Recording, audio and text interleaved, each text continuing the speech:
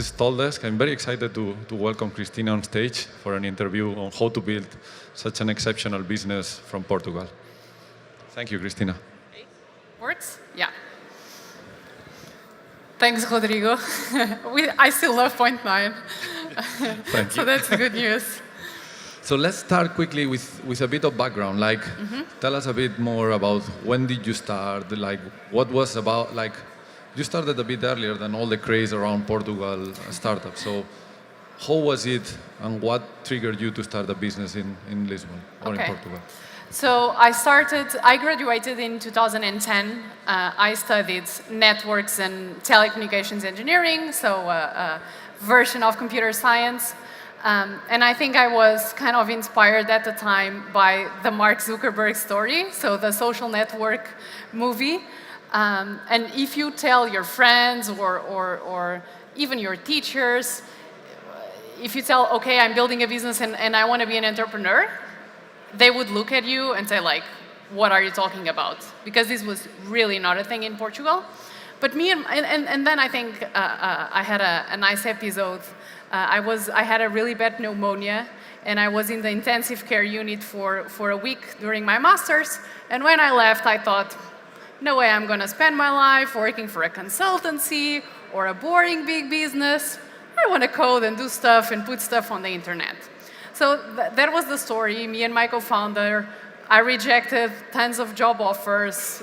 Everyone thought, like, you're crazy. If I was your parents, I would tell go and find a job.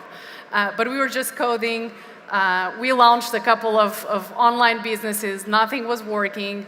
1 year after, Twilio promoted the competition, and the prize was a MacBook Air.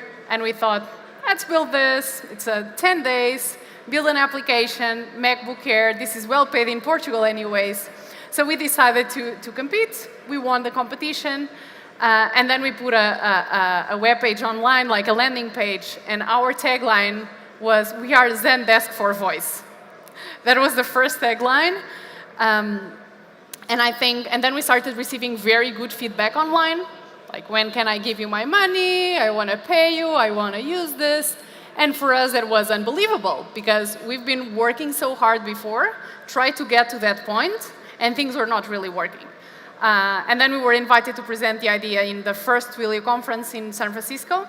Competing, it was 10 teams competing, 9 American teams, 2 Portuguese, first time in the US, amazed by everything that was going on, and we won that competition.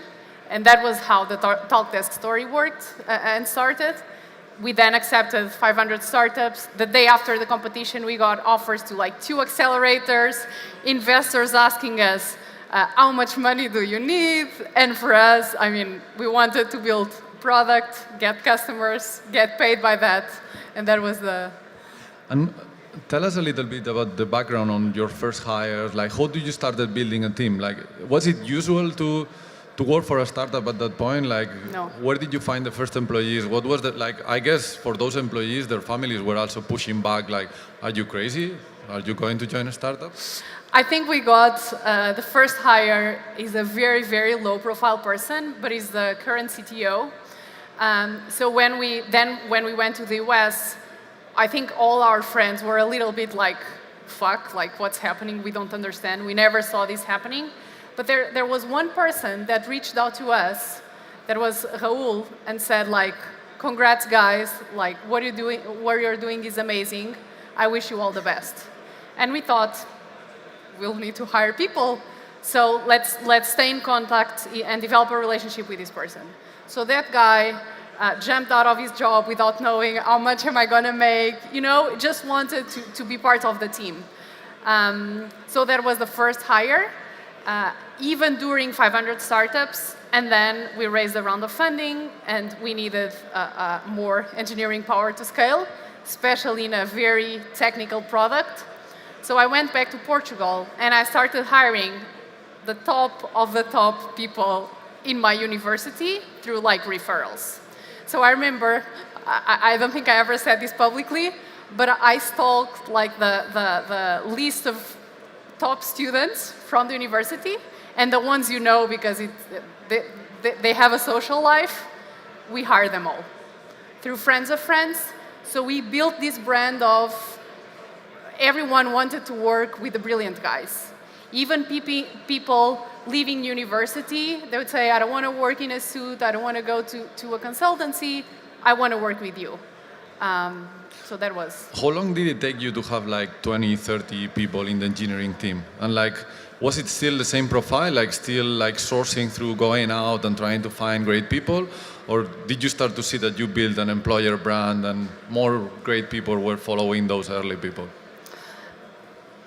So we did 2 or 3 mistakes at the beginning, and then like we started applying this.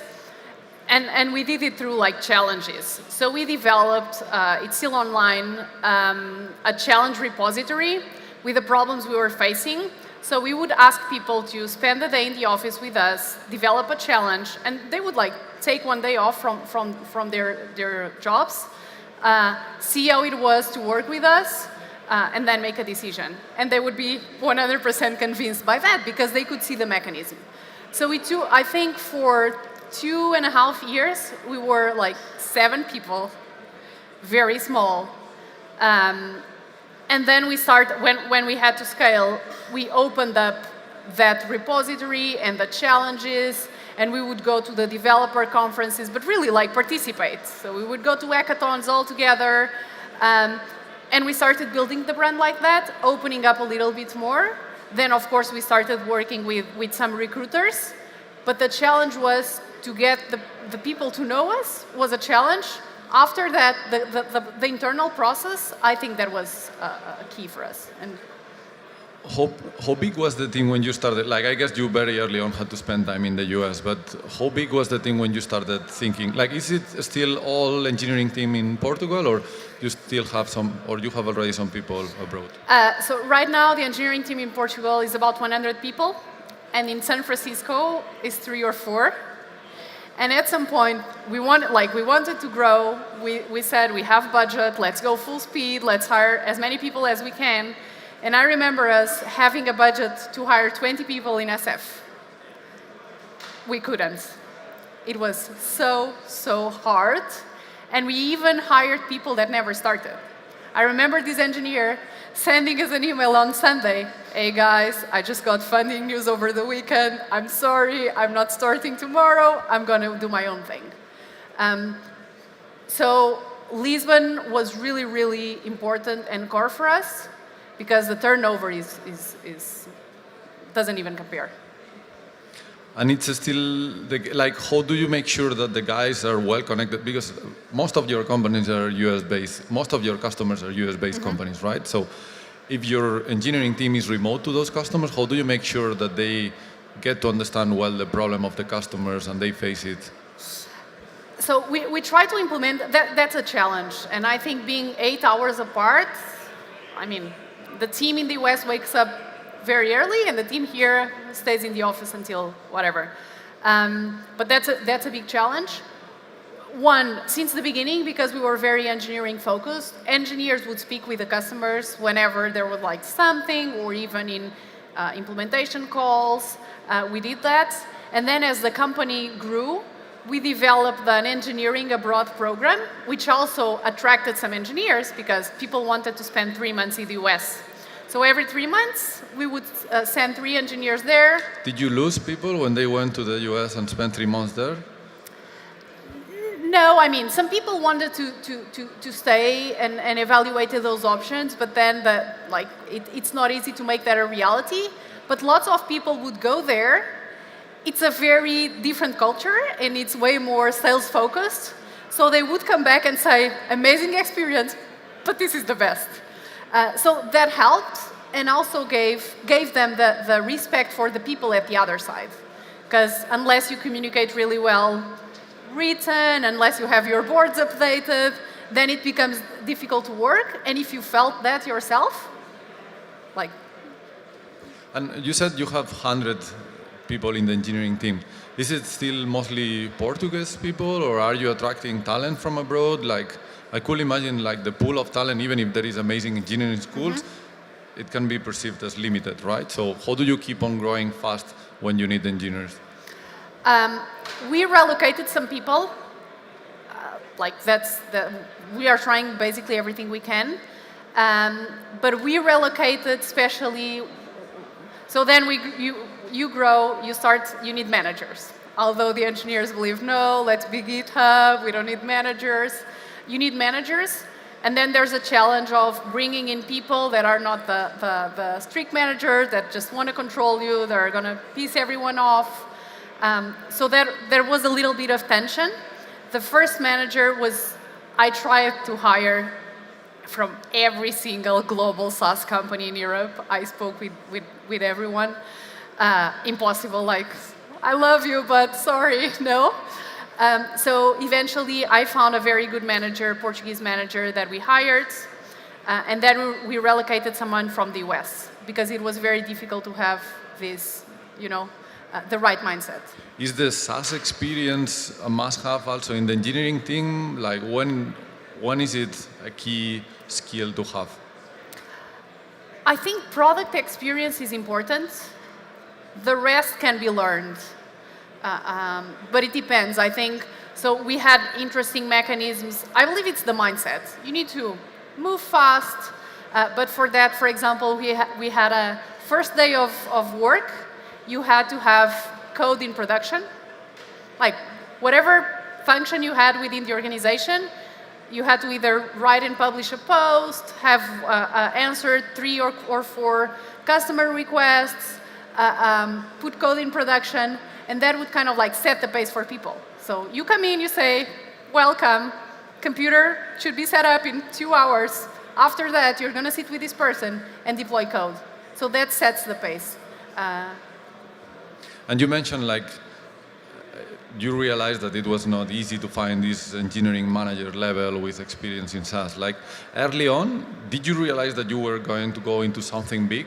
And if so, you were concerned about what were the big questions you had in mind? Apart from obviously business, will it work or not? But in the engineering side of things, what were the big questions that you were afraid when you started growing? I think the question, the engineering-wise, you're afraid that the servers are going to run out of capacity. So I remember when we presented on TechCrunch Disrupt in New York, and we were freaking out, this is going to explode. Nothing serious happened. So I think what we are afraid are not the things that end up being challenging. Hiring super fast is challenging. Dealing with people not understanding the changes around them. Because at the beginning we were a small team, everyone in Portugal, everyone would understand pretty much everything. And then you put a sales team at the other side, they never saw them, they don't speak to them, they blame them for whatever is wrong. It's those, we are developing this feature because the sales guys, they sell stuff that's not done yet. This tension, and you need to have people speaking with each other. And then another thing is, everyone believes we don't need managers, we are responsible people, we can take care of everything. So it was a challenge to manage that. And I think we were able to create a decent structure where, so these tech people, super competent, lovely people, they wanted to be tech, still involved in tech. But there's this notion then, if I was one of the first engineers, then I'm going to be the boss forever, I'm going to be the manager. So we ended up bringing in managers to work alongside with the CTO and do all these people management things that the engineers don't like to do. So that was one of the things that worked really well. So they are the psychologists, career path, deal with the planning, because then you need to build reporting, you need to plan the sprints in advance. So they do all of this. And another important function, we hired that person when we were, the team was probably 15 engineers, 25, was an agile coach. And I remember the CTO talking to me and say, I don't understand what these people is going to do. What's the function? What's going to be the daily work? And then you understand there's so much to plan, to coordinate with the product team, to coordinate user stories, the requirements, QA, understanding if the feature was well built or not. But initially you believe, let's build code and how is the how has been the engineering organization progressing? Like, I guess at the beginning everyone is kind of full stack, then you start back end, front end. Like, later on, when did you, for example, start adding QI, ops? Like, if high level, what has been the stages through the organization? Okay, so at the beginning it was like 4 people, 2 backends, 2 front end, including me. Then we started bringing in more backend people. I mean, by whatever it was, they were backend because front end was not that sexy at that time. There were way more backend engineers. And then we started attracting the junior ones to do front end, to balance. But it was and everyone would work in all the components, so you had a global view of the architecture and how everything interacts. And then when we were maybe 15 in the company, we split in 3 sub-teams.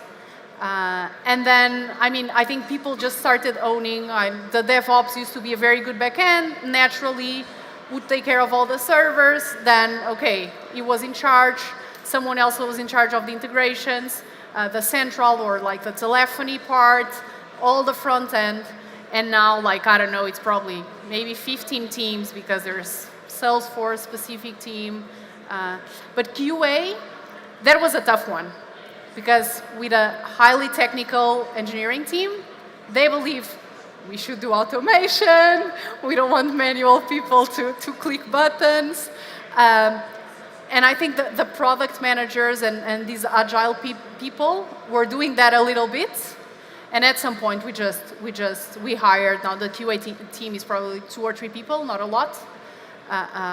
But like it was. So high level, if you might know, like you said, 2-3 people in QA, like, is it most of the people feature based, or like how do you organize 100 people at the moment? Like, what's the split of who is who? It's systems based because we use a lot of different components and APIs to connect them. So it's basically systems like integrations, the central, the front end, the widget, which is like a thing that runs on the side. Then APIs like the contacts, all the data. Then we have a data team. So it's more or less components. And coming back to the recruitment challenge, like, when did you think about hiring maybe an internal recruiter? How did you started to, like, at some point you probably realized that you needed more people than you were able to recruit. So what were the steps that you took to solve that, and what are the lessons learned doing that? I think our process was very good, and we hired a recruiter when we knew the process was like, okay, we need to replicate this at scale. We cannot handle it anymore. So we hired an HR person and then a recruiter. But we knew, so the process was they would do a technical challenge. They would, if possible, doing it in the office so they could feel the vibe of working with a team. And then they would go out for lunch with the engineering, like 2 or 3 team leads, to get like beer test, but more serious. And then like I would do a final interview and the recruiters would do like the first screening. But they knew exactly what they were looking for. You've done a final interview with everyone? Or? At the beginning, yes. When did you stop? I don't remember the number.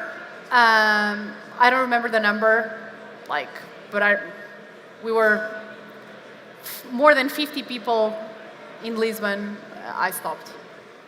And did you find any good source of candidates? Like, I don't know, if I think in Spain, like, you would probably go and try to recruit people from the banks, like very good engineers, but they are doing boring jobs. So did you find any source of candidates that consistently brought you good people, or you needed to knock every single door to find good people?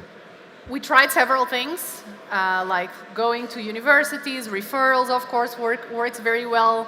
But there was this innovation unit of the biggest telecommunications company. The French company acquired the Portuguese company, and they were all frustrated, and it was all top people that were very difficult to poach. So when that happened, like we were in the news, like Talkdesk is stealing all the engineers from Sapo. So that was a good one. But there's teams you can poach from. And then the problem of being in the entrepreneurial ecosystem is that you end up being friends with the other founders. And suddenly, we had problems with that. So I remember Miguel from Uniplaces calling me like, "You're a recruiter, just send an email to my entire team. What the fuck is going on?" And then you need to explain to the guy like, okay, we need to be aggressive, but not that aggressive, because it's not the way it works. But I think we had the best engineering team, so we could poach people from other companies. They would come to us. The rule was, if they come to us, come on, we're gonna take them. Okay. And how did you deal? Because I guess like early on you might just work with like very junior people, very motivated. Early on, like everyone will work crazy hours, but the more you enlarge the team, you need different skills, and some of those skills will come from different backgrounds. Some of these people might be more senior, they will have families, like some others, like everyone will have their own personal background. So how did you deal with, or how are you dealing with diversity? How are you dealing with different needs? Or is it still, would you say, pretty much homogeneous, the kind of profiles that you're hiring? No, I mean, we have senior people. Even these people, we had a rule, which was, for each team, we can have one junior. That was the rule. So because we're rocket ship, growing super fast, we had to do things decently, so we had no time to train lots of people at the same time. So that was our rule. And also, we didn't care about the language, although we were Ruby, but we knew that was limited. So if you were a very, very good engineer, I mean, the language is a tool, ends up being a tool. And our philosophy was that we are going to have so many challenges that you don't know how to solve. Everything is going to be new, and we need to find a way, because like we don't want to tell you are going to do this for the rest of your journey at Talkdesk. So on diversity, we try to be really diverse. We hired people from the UK that moved to Lisbon. We were English speakers from day one. Everything was written in English, so we prepared for that. We had transsexual, we had like LGBT. I mean, I think we were very diverse. The working hours and that culture was challenging sometimes, especially because of the time zone. But as we grew more and brought in these managers and the structure, we really tried to respect people's time. The unique rule before was, when someone goes on vacation, we don't bug that person, like, unless the world is going to end tomorrow. We were really respectful of people's time in that sense. And you've been part of, like, you are one of the key players in the Portuguese ecosystem. What are the big changes you have seen recently? Like, I guess when you started, you were the pioneers. There were many things that were, like, you were creating the path for many others. Mm-hmm. Have you seen now, like, is it easier for the new guys to recruit talented people for engineering teams? Like, what are the things that are changing with the couple of successes that are happening there? Definitely, lots of people that were afraid to move from the corporates to the startups are totally like jumping. People, there were not a lot of cases where people would finish university and go to a startup. Now that's more common, which is good. And then you see it's not only the super small companies that are starting, but there's bigger companies moving there because of the talent thing, which, I mean, good and bad, of course. And they're also telling these people, like, there's another way. So the ecosystem has changed a lot. There's good things and bad things, but overall, I think it's interesting progress. Will you start again in Portugal next time, or will you start in the US if you started something? I don't believe a company to be successful should be in Portugal, but our model worked very well. So Portugal is great for lots of things, but I mean, you don't build a big company out of Portugal. So that's my rationale. Portugal is great for, I mean, Silicon, we cannot hire, it's insane. The hiring in Silicon Valley, it's insane. So if we can get the advantage of being in a less competitive market from an engineering approach or other areas, then great. So for example, support was another interesting area for us. we treat support people so well that everyone at Talkdesk is like, I'm so grateful. Because typically support people is like not very well paid. So for these roles, it's really an advantage to be in these kind of markets. And you can find, because that's another area where probably it's hard to find experienced people in support for SaaS in Portugal. So do you recycle from some other industries? Do you pick junior people and train them? How do you go about building? Oh, because I understood engineering is in Portugal, support is also based in Portugal? Support is we have a 24/7 team, Okay. So it's half-half. What other functions are in Portugal? Product is split, customer success is split. Now we have a sales team in Portugal as well that's ramping up. So right now I think pretty much all the data is in Portugal. Most functions have functions in both places. At the beginning it was marketing and sales all in the US, engineering all in Portugal. But it's good to have people on both sides. Also because we don't get in Portugal people that scaled. Exactly. You know. That's the question, right? Like, for us in our portfolio, every time, like, if some of you is a VP product or a VP marketing or a VP sales, just come and speak with us. Like, we have a very hard time finding those kind of profiles across Europe. So, are you replicating those profiles in Europe, or is it still the lead in the US and he's dealing with a head of customer success in Portugal, or how do you deal with the middle and top leadership? Most of the people, like there's lots of people moving to Portugal for other reasons, so we try to hire them. Some of them we relocate. When that's not possible, we basically hire in SF and tell that person like you need to travel and spend every 3 months, you spend 1 month in Portugal, and do the other way around. So, I mean, it's... And what advice would you give to someone who is starting the next Talkdesk in Portugal? Build a top-notch team, because the market is really, really competitive, and with globalization it's becoming even worse. So I think that's the key advantage that companies should use to attract people, which is the challenge. I think like every company now, money is not the biggest problem, but talent is. So that's the way you go, I believe. And what's next for Talkdesk, and what's next for you? For Talkdesk, like continue growing, conquering other markets, scaling. For me, still a little bit under the radar, planning a couple of things. I still love the engineering side of building things, and that was one of the parts I really missed. So let's see. Thank you, Cristina. Don't know if there is any question from the audience. Well, if not... Not interesting enough? Or did I answer everything? Go ahead.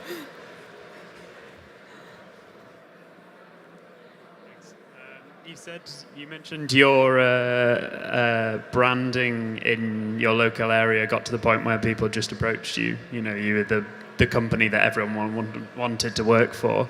Did you run any specific campaigns in your local area or use any specific tactics to get to that point? Or was that just through your success on more of a sort of global scale? I don't remember anything specific. The only time during which we did some media campaigns were after fundraising, because that builds up your credibility, and then like the engineer families, you know, like okay, so they were in the news, maybe they are good. So I think that helped a little bit, but it was basically it.